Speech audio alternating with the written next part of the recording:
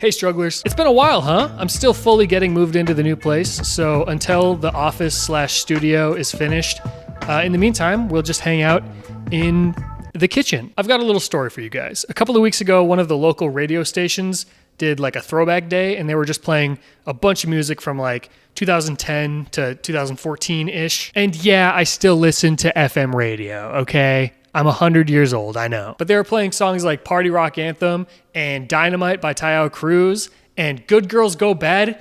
Are you freaking kidding me, dude? Let's go! Well, anyway, it got me thinking about something really weird that me and my friends used to do in high school. Growing up in North Dakota, there really isn't a whole lot to do in terms of entertainment, especially growing up in a small town like I did, like Kindred, North Dakota. It's even hard for adults to find things to do. Why do you think North Dakota is always listed as the drunkest state in the country? People go hunting, they go to NDSU Bison football games in the fall, and the rest of the time everybody's just drinking at the bar. Well, the problem with that is, if you're a teenager, you're in a little bit of a pickle. Unless you want to break the law and drink underage and live a life of sin, what are you gonna do? Walk around the mall? Sit at a smoothie store all day? Yeah, but what are you going to do when the sun goes down? Well, folks, that is where today's story begins. The summer after my freshman year of high school, a little thing called Night Storm came to town for the first time. If you live in North Dakota or Wisconsin, or pretty much anywhere in the upper Midwest, you may have heard of this as well. Night Storm was a traveling teen dance party. And your boy was a maniac for it. I went to this thing 9 different times, and each experience has a special place in my heart. But let's start at the beginning. It was a warm summer day in North Dakota, probably humid as hell, 80-mile-an-hour winds just ruining everything. My mom was driving me to some sports camp, and I heard this ad on the radio. Next Tuesday, July 5th, Night Storm Party comes to Fargo. Night Storm. The teen dance party experience. True concert sound, laser light show, bubble machines, and playing all of today's hottest music. $14 cover charge or $10 if you RSVP on Facebook. High school freshmen through age 19 get ready to party at the Holiday Inn Convention Center for Night Storm Party. Tuesday, July 5th. Doors open at 7, so get there early. Night Storm. So, I'm hyped as hell. True concert sound? Laser light show? Are you freaking kidding me, dude? Let's go! So I get to the camp, and some of the boys are there, and I'm like, hey, did you hear about this Night Storm thing? And my friend Justin is like, absolutely, I heard of it, and we are definitely going. So this is really all I can think about for the next week. I'm obsessing over it. I go on the event Facebook page and I RSVP so I can save the $4 because I'm economically responsible. And then I get even more hyped because on the Facebook page, in addition to the true concert sound, laser light show, and bubble machines, it says that they will also have a multi-level dance floor, snow machines, confetti cannons, toilet paper guns with the Z, and CO2 fat blasts. I don't even know what that is. But I love it. So fast forward a week, the big day finally comes.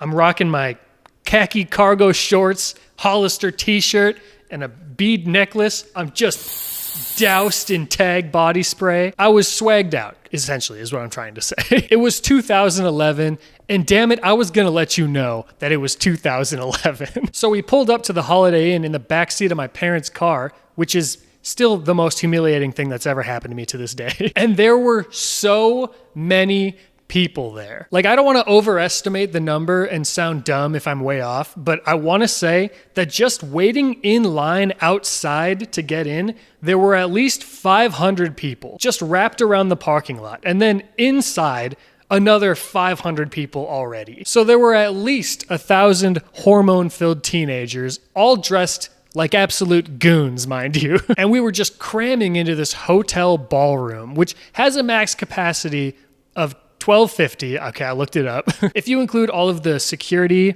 and the various like event staff workers, we were definitely pushing the limit. This was the door that we went in, and the line went all the way up here, all the way around the parking lot, all the way up the street, and we got in line like over by that billboard. So, God, maybe it was even more than 500. Am I crazy? We waited in line for God knows how long, paid our $10 cover charge because we're economically responsible, and finally stepped foot inside Night Storm. And you're probably wondering what it was like, right? You want a little taste? A little tasty taste of the thing I was so unbelievably excited for. Okay, you asked for it. A quick warning for anybody who's wearing headphones and or people who are sensitive to flashing lights. You might want to skip ahead a little bit. But here we go. I warned you guys. Welcome to Nightstorm.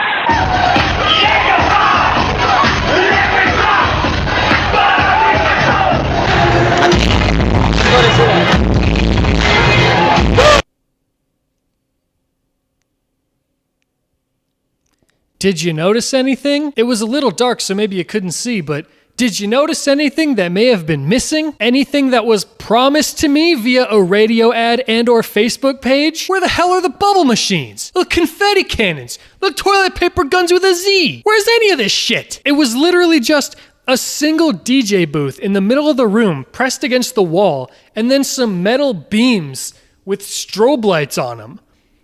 I drenched myself in Tag body spray for this. I could have saved that for the homecoming dance.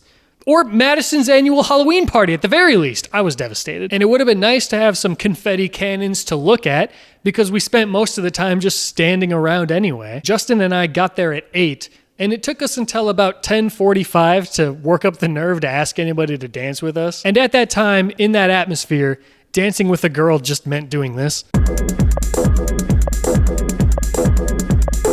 And of course in my head, I'm freaking Channing Tatum and Step Up. But this is literally all we would do the entire time. The kids used to call it grinding, but it was more so just bobbing back and forth while Pitbull played in the background. So we did that for a few minutes and then they turned all the lights on at 11 and told everybody to go home. Now you're probably thinking, wow, that sounds like a pretty big letdown. You must not have gone to any more Nightstorm parties after that, right? No, man, I told you I went to 9 of these. As let down as I was by all of the lies, I still had a great time at these dances. I think it was because, like I said, there was never anything to do, and this was at least something. And I also think it's one of those things that's more fun to look back on than it was to actually go through. Like, you know how sometimes quoting a bad movie with your friends is more fun than actually watching a bad movie? That's what this was like. And to be fair to Nightstorm, I think the reason that a lot of the fun stuff, like the bubble machines, weren't there was because the venue, the Holiday Inn, wouldn't let them bring it. Because I've seen video clips and pictures of Nightstorm in other cities, and they definitely had more fun stuff than we had in Fargo. There were 3 more dances at the Holiday Inn, and then they moved it to the Shields Arena. Half the dances were actually on the floor where they play hockey in there, and then the other half was just like up in the lobby, which was kind of bizarre. But there was one time when we were leaving and I found a pair of Oakley sunglasses just on the ground out here in the parking lot. And I brought them home and then I looked them up. And they ended up being $130 sunglasses.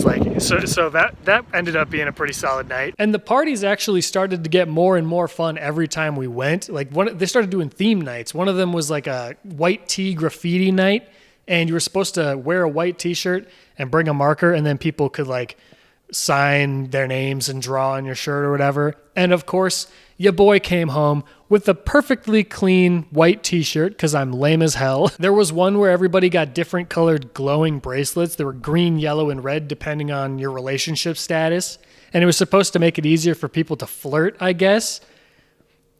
How creepy is that? Ugh. They also had a Mardi Gras bead party, and they upped the age max from 19 to 20. So 20-year-olds giving 14-year-olds Mardi Gras beads. Every parent's dream. But it was kind of fun because after a while, people started to get to know each other. It would be the regulars that kind of kept going back. And I made a few friends just from going to Nightstorm. And there was always this group of people that would start big dance circles in the middle of the night. And if you're under the age of like 22, you probably have no idea how intense those things used to get. Look at these dance moves. Look at that. You think today's choreography can compete? What are you gonna do?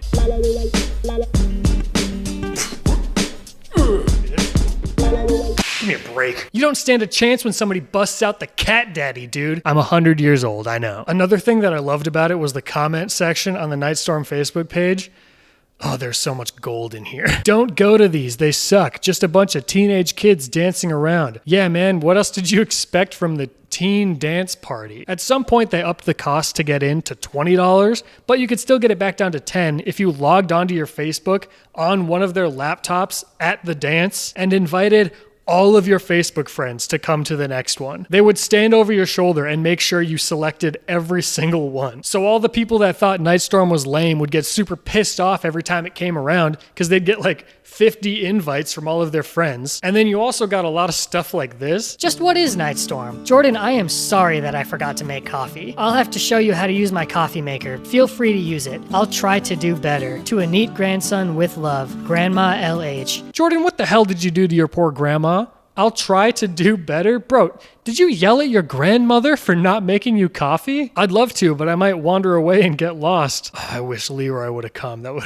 He would have been the belle of the ball. Make it longer. I was just about to get some chicks, but then they were like, it's over. Sorry, maybe next time. Yeah, bro. 30 more minutes, you would have bagged those chicks. No doubt, bro. It's also funny to think about the fact that a lot of these people are like married now or have kids. This was 9 years ago. Oh gosh, I hope Leroy's doing okay.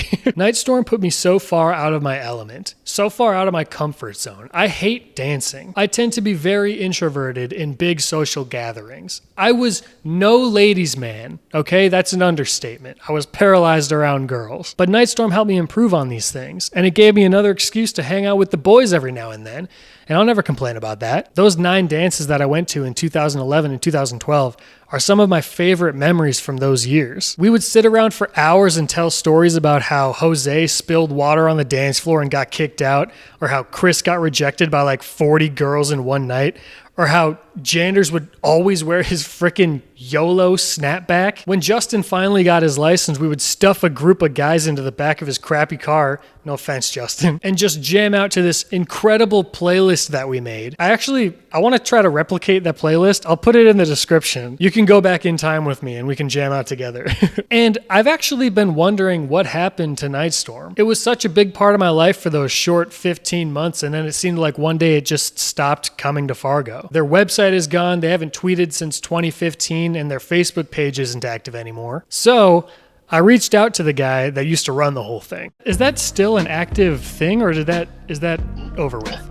That is no more, yeah. It is no more. What year did that end?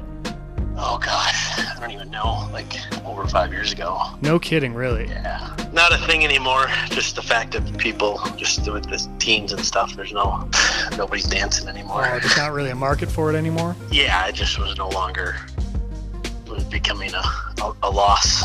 Oh, really? Well, that's too bad.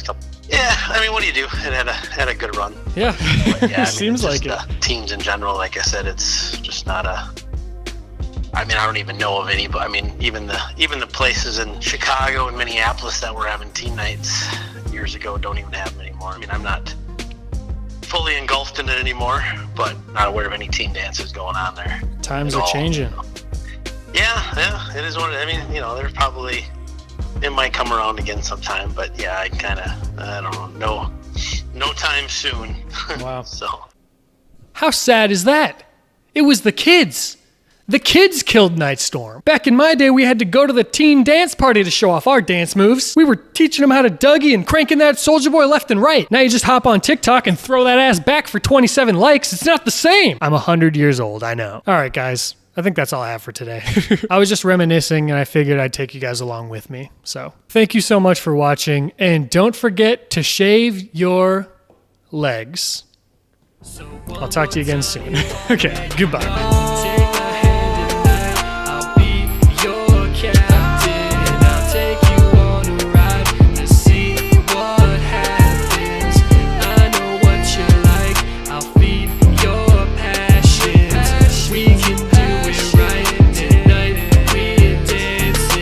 I should have asked him why the frick they never brought the confetti cannons to Fargo. I panicked. I really panicked. I should have grilled that dude.